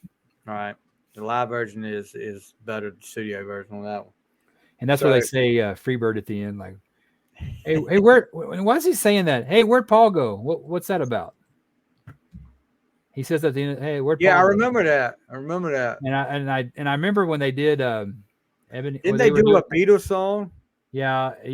They did a Beatles song, but they couldn't remember the words or something. Yeah. Another song. I wish we wrote that. They did a Rolling Stones song too. I need to go back and listen to that. Mother's Little Helper. Yeah. And then who did Lodi?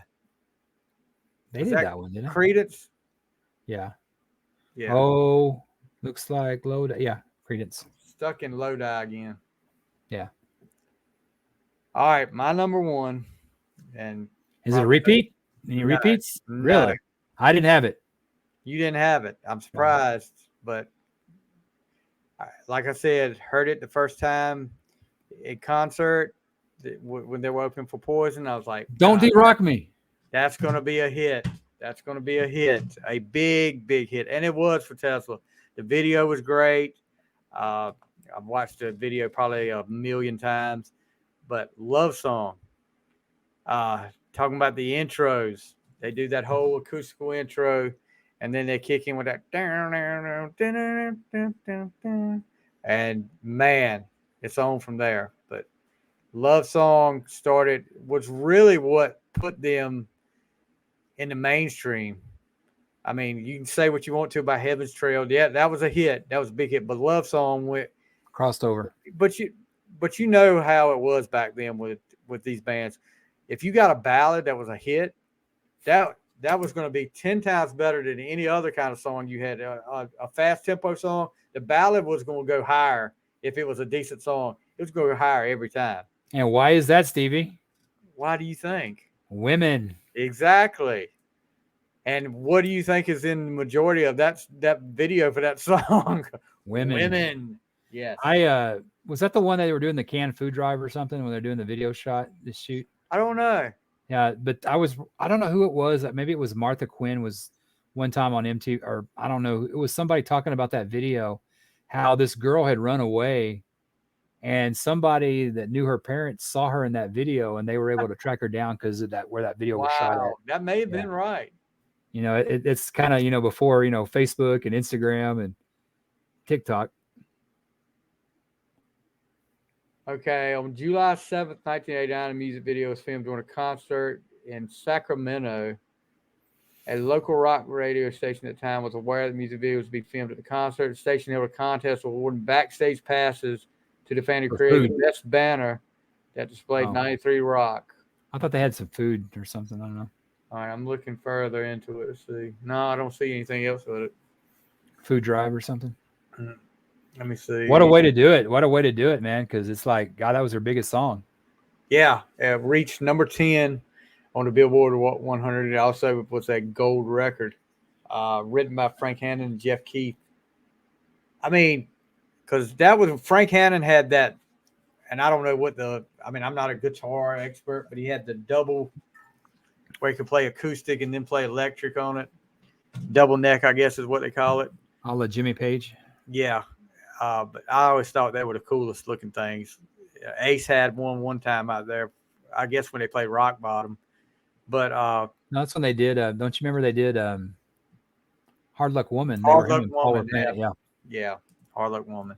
Him and Paul getting a little close to each other there. Too close. I may be too comfortable. That's a friend's line. But so for the concert coming up, this is what I got from Setlist FM. The songs. I'm gonna read out the songs that they're playing now. Modern Day Cowboy, what's on our list? Hang Tough was on our list. Time to Rock. That must be a newer one. Newer song. Heaven's Trail. Yeah. And a song called Miles Away. Came out a few years ago. Changes. They're playing your song Changes. Yes. And I don't think, was this on my list? I don't know if this is on your list either. The Way It Is. Was that on your list? That wasn't on my list. That wasn't on either one of our lists. That was on there. Here's another one they're playing that I was on my honorable mentions. Lazy Days, Crazy Nights. That's on one of my honorable mentions. They're playing that live. Call It What You. I've got that on my list. On my honorable mention. Okay, honorable mentions. Call It What You Want. On my list. What You Give on my list. Edison's Medicine. Was Edison's Medicine on your list? No. Okay. Love Song. One of my 30 honorable mentions though. Love Song, which is on yours. Little Susie, and they close with Signs. I would be, I guess, really disappointed if I went and they didn't play Love Song. Well, yeah. How do you not play your biggest hit? I don't know. I agree with you. But you know what? I think it would be cool to close with that, but I guess they consider Signs a bigger close in there. But you know what? Striper. What's one of these songs you think about when you think of Striper? Honestly. They didn't play that when I went to see them in concert. I think that's honestly the only song I know. I don't know much about Striper. Honestly, yeah. To Hell with the Devil, wasn't that the song by them? Yeah, they played that. I was never into Striper because it's like I get preached man. to enough at church and my Christian school. I didn't want to listen to my music. What did you say the name of that? The one we were talking about that you hadn't heard of? They were playing. I listened to it. Time to Rock. Time to Rock. And there's another one called Miles Away. That's the one I was looking for. I didn't really care for Time to Rock, but Miles Away was pretty good. Of course, when I'm looking it up, I'm thinking Winger. That's off Into the Now. That was 2004. Wow. So that's our top 10 list. Tesla, I think that they're playing a lot of the stuff they're playing live is a lot of the stuff that made our list. So that's cool. So it's like Edison's Medicine didn't make your list, huh? Wow. I listened to that today. I love that song. Yeah, it's a cool song. I do like it. Like I said, if it wouldn't have been for the live version of it would have been number one. Yeah, because I love that song. From the day I heard it, man. And it reminds me of my buddy Rick that, like I said, rest in peace. But, man, we went and got that. We were both just like, oh, wow, this is so awesome. All right. And I think that's the tour I saw them on. Was that the tour they were on with Firehouse? That wasn't Great Radio Controversy. It had to be. That was the Psychotic Supper was after Great Radio Controversy. Yeah, that had to be Firehouse. Yeah. That was actually pretty cool, man. Did I ever tell you my Firehouse story? What I did to the bass player? The bass player, you know what? Yeah, I never told you what happened. What year was this? This was when they were in there. This was the first album. This is before Reach for the Sky. Okay. Did I tell you that story? No. Well, we went to a place called Sunken Gardens. It's a little place that they had I don't know who it was. I knew it was Firehouse and Warrant. And of course, Warrant was cool because they had the W. And I was like, they got that from Whitesnake, right? Because I read it somewhere and I like Mr. Eddie Trunk there. And we were walking out in the parking lot, and the bass player with the big red hair, right? It was like he was there and he was signing autographs and stuff. And oh man, I like your band and stuff like that. Of course, me, and of course my buddy's next to me, biggest Kiss fan as I am. I go, hey man, is it true y'all named yourself after the Kiss song Firehouse? Oh my God, the look in his face, like all the blood drained. Was he kind of curly hair? Yeah, the redhead. And then he started talking. And here I'm thinking Mr. Rockstar on MTV, man, he talked like he was from like Mudlick, Kentucky. Oh, no, man. We didn't have no Kiss song. Firehouse started off playing a lot of clubs in North Carolina. Yeah, but his look didn't match his accent at all, dude. What's up, Mike Morgan? We got one of my buddies that used to be DJ on the local radio station here. He's also a Steelers fan too, so thumbs up. We got that W, bud. Enjoy it while it lasts. Yeah, maybe you may be right there, bud. I don't know, man. Who am I to talk? New England this week, so we'll see. Oh yeah, you'll win that one. But hey, did you make a bet with your buddy Tom and Zeus on that one? No, they haven't said anything. That bass player you're talking about, is now the bass player for Striper. Is he? Yeah, Perry Richardson. He was a nice dude. His accent just really was like, oh wow. I mean, his look didn't match his accent. He comes from the South. Definitely. I guess I pissed him off with the Firehouse song because I read that name it after Firehouse. Everything goes after Kiss, dude. For me, and my buddy's like, everything's with Kiss with you. I go, yeah, pretty much. What's your point? So that's our top 10 Tesla list. I haven't seen any updates. I looked at the Tesla page a while ago. Have you looked on Twitter? Are you on Twitter? They don't. Yeah, they don't. They don't do anything. They don't do anything on Twitter. Okay. And like I said, they did that yesterday, but it was Frank Hannon. Let me look him up. He's the only one that said they were on standby. Frank Hannon Music. Let's see what they say. If he says anything. He posted a picture about 9 hours ago. It's him, Jeff. Jeff, and Brian. It's like the three original Tesla OGs. This pic backstage somewhere in the early 90s.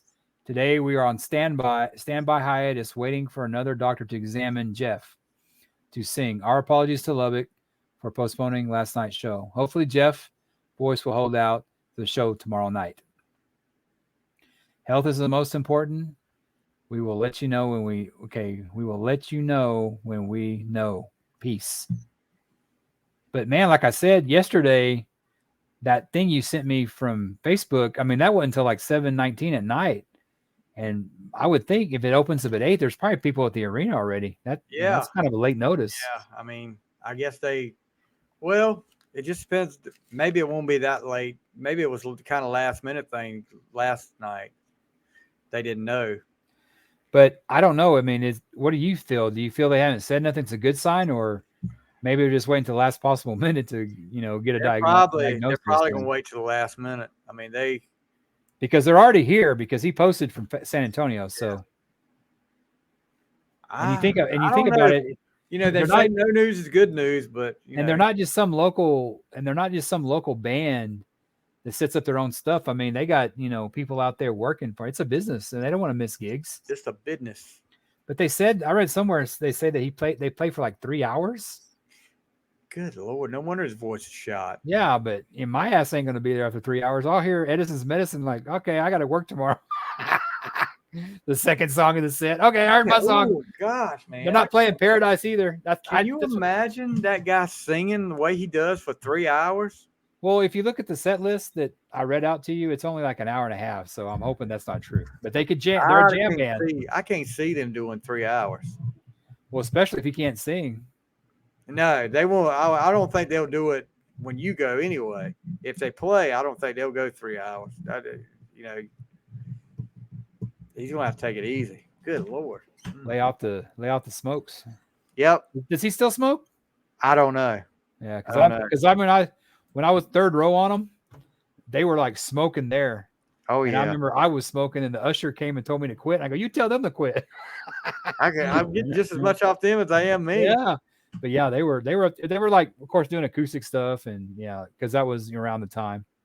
But yeah, I haven't seen them since then, and I figured this is probably they're getting up there one of the last times I see. Because I mean, honestly, Stevie, I think a lot of my concert days are pretty much gone.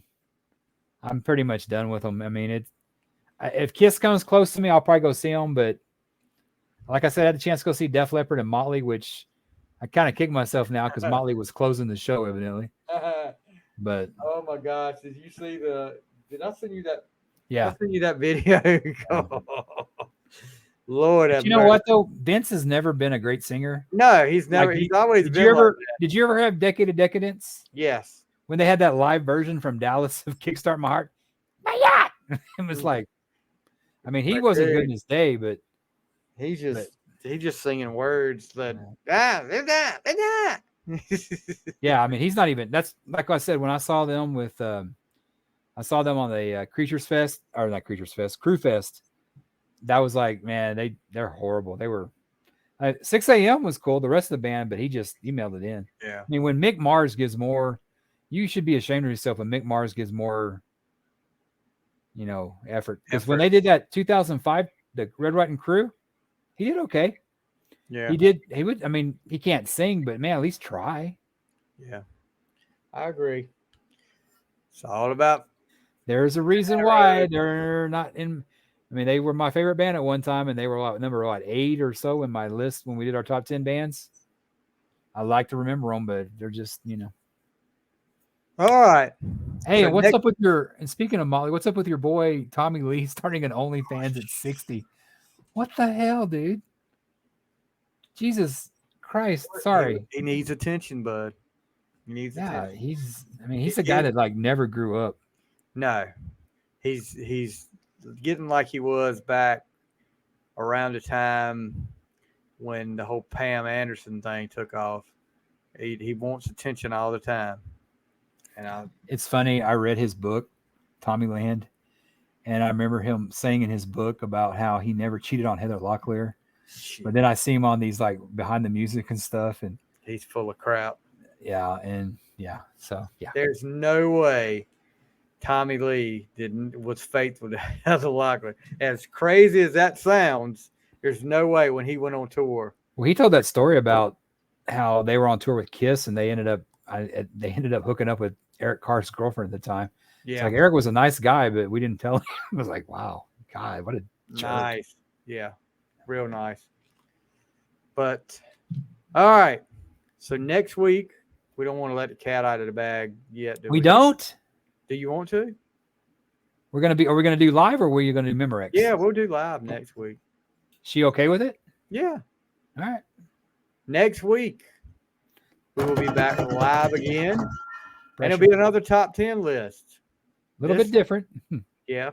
It's going to be country. We're going to do our top 10 The Chicks list. And with us will be our very special co-host, my daughter, Mallory Fly. So she is a huge Chicks fan.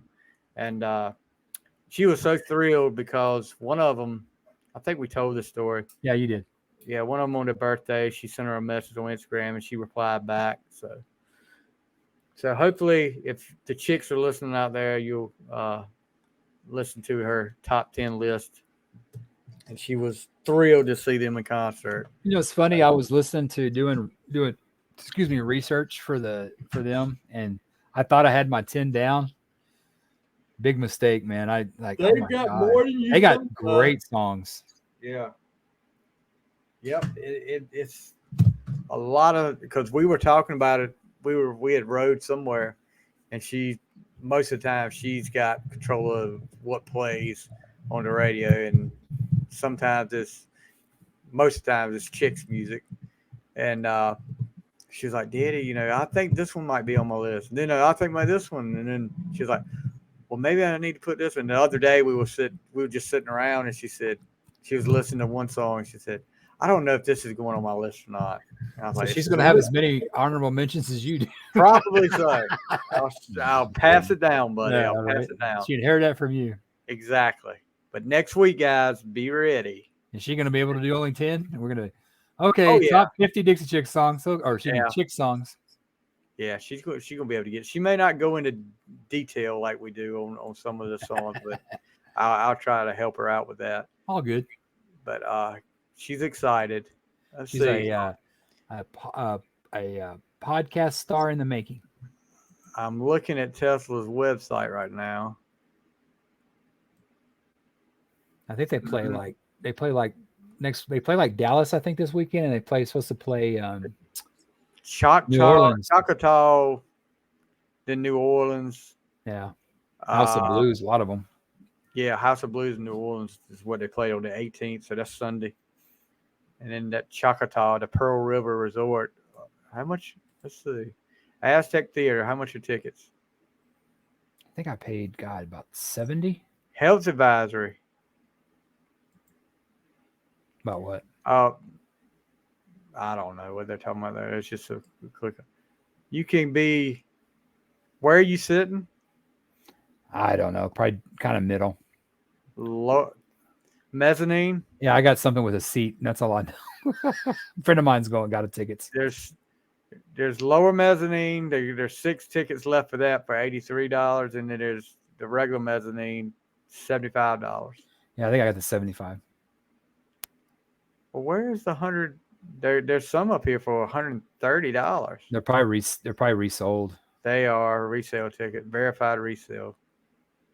But then there's some up here, balcony, for $28.